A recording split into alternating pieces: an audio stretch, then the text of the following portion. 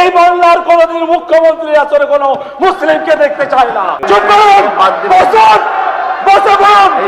পূর্ববর্তী এই রাজ্যেরই সাংবিধানিক প্রধান যে কথা বলেছিলেন যে এই পশ্চিমবঙ্গের কোনো এক বিশেষ সম্প্রদায় যদি জোটবদ্ধ হয় তাহলে হিন্দু সনাতনীদের অবস্থা কি পরিণতি হতে পারে সেটা তিনি আমাদেরকে কল্পনা করিয়েছিলেন।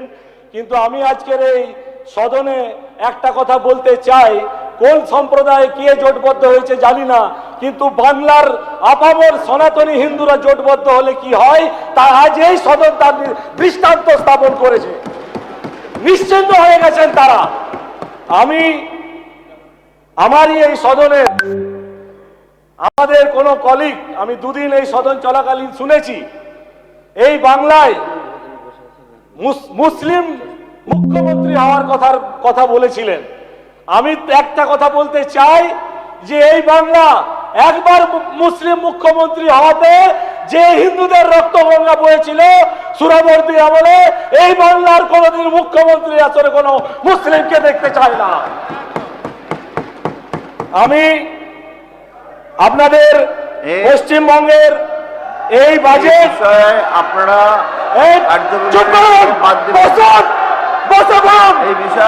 আপনাদের কথা সাজে না, আপনাদের কথা সাজে না।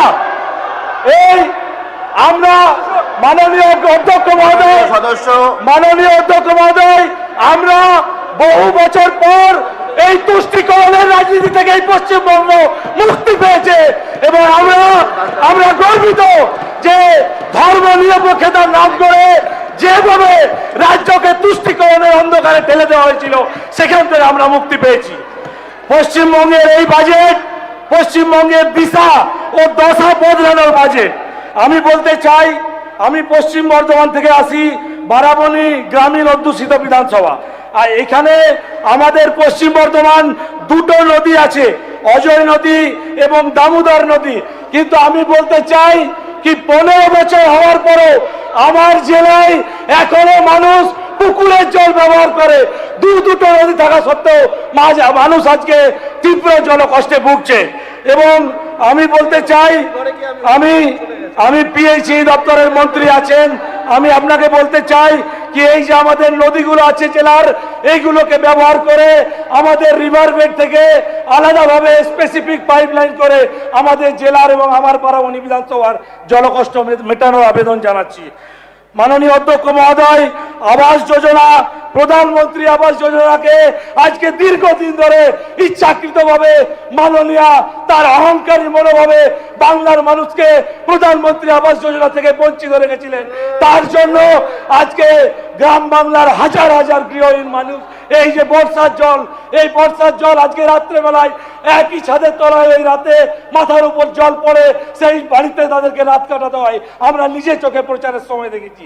আমি বিশ্বাস রাখি আমাদের বর্তমান জনদরদী মুখ্যমন্ত্রী মাননীয় শুভেন্দু অধিকারীর নেতৃত্বে প্রধানমন্ত্রী আবাস যোজনাকে আবার ইমপ্লিমেন্ট করে হাজার হাজার বাড়ি করতে হবে।